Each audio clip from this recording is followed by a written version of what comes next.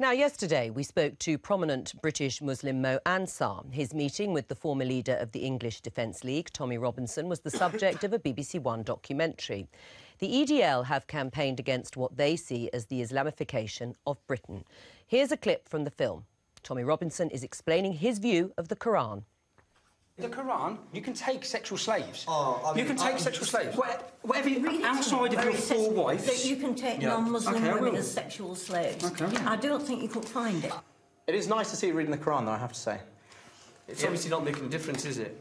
Because you're still distorting it. No, I'm not distorting. I'm reading it. If you fear that you not deal justly with the orphan girls, then marry those that please you of other women, 2, 3 or 4.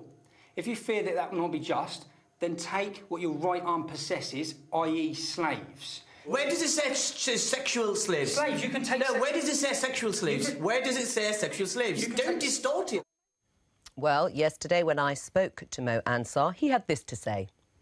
I did have an impression of Tommy. I thought he was... I had painted him as some kind of Goebbels-esque figure for, you know, the 21st century, and there are elements of that. He wasn't like that? No, I think, you know... Spending time with somebody always humanises them, and actually I think I found Tommy... There are soft sides to Tommy, although I think his rhetoric has been disturbing, and I think the impact he's had on Muslim communities across the country has been disturbing, and so I think, you know, there are, like many people, Tommy's a complex character. Mo Ansar talking about Tommy Robinson, who is in the studio with us now. Well, he described you, Tommy Robinson, as a complex character. How would you describe Mo, having spent time with him? I liked Mo. I liked him, personality-wise. What I found was that he was in denial. Even at the end of watching his interview yesterday, when we brought up grooming, I felt he's trying to push the problem away again.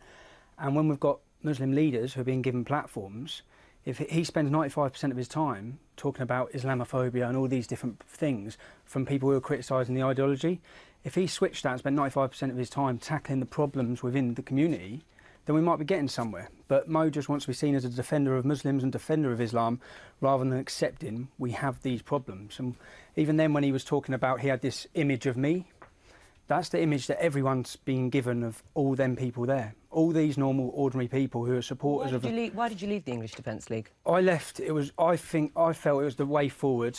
For years I'd been making a noise and trying to get issues out that working class people were feeling in their communities. And then I didn't want to...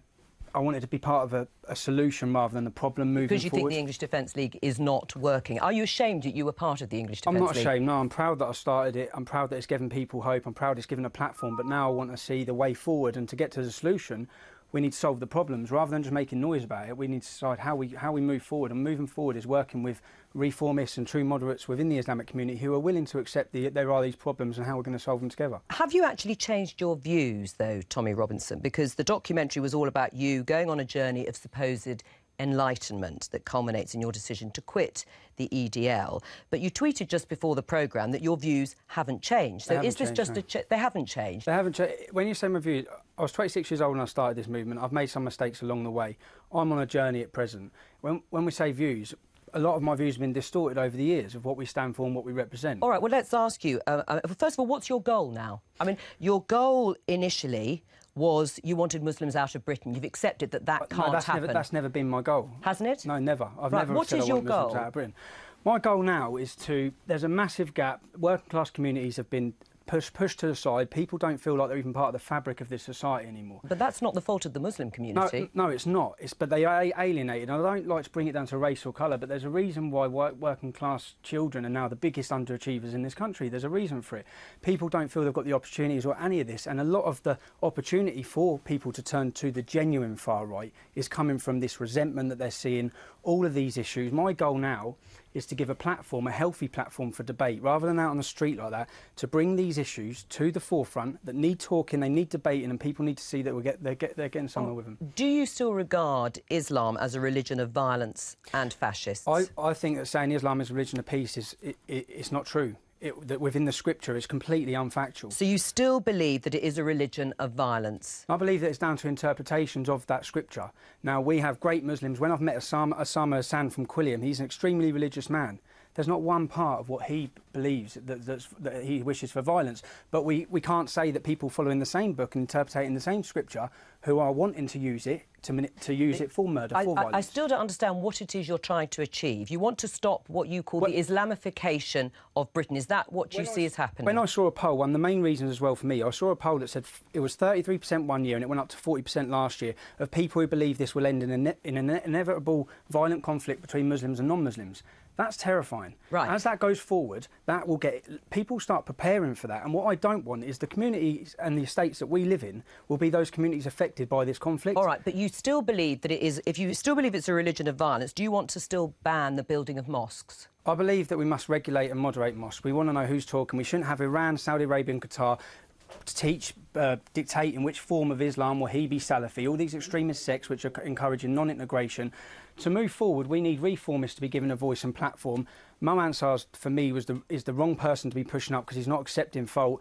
And when you asked him a question yesterday about the chopping off of hands, what you have to ask him is, Mo, do you believe that in an Islamic state, governed by Sharia, when you meet the criteria, should you chop off hands? He said he didn't believe it. Not in Britain, but when he was pushed by Majid Nawaz, that's when he can't get out of it. Now, you, Tommy Robinson, in that clip there, are also distorting the facts to fit your narrative. You distorted the facts on a part of the Quran on keeping slaves or women as slaves, not as sexual slaves. That's how you've interpreted it, to link it to the recent high-profile cases of predominantly Pakistani men grooming white girls. Do you still stand by that? What I'm saying is, when I read the Quran, it says 14 times that they can take non-Muslim women as slaves. It says it 14 times. I'm saying we have to explore this avenue, why 95% of grooming convictions are Muslim men and 20% of them are called Muhammad.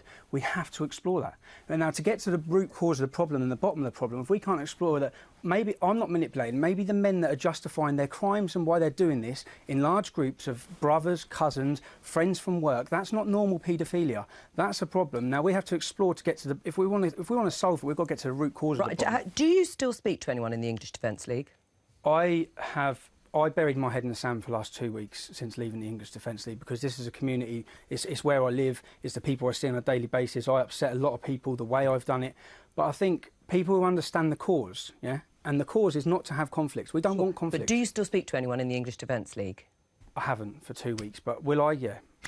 Right. Because I see the only way to solve this problem is to involve certain people from the English Defence League to show them this is the way, which is what I'm saying to my supporters and followers. I believe this is the way forward. I believe that they should work and listen and meet reformists, moderates, and to solve these issues. Do you want to see integration between some of your former friends in the English Defence League and the Muslim community? We have to. I don't want to. We have to. If this opportunity is given up and not used, if it's not used, then what will replace the English Defence League in 10 years will be catastrophic for the country. Tommy Robinson, thank you. Thank you very much. Now, were you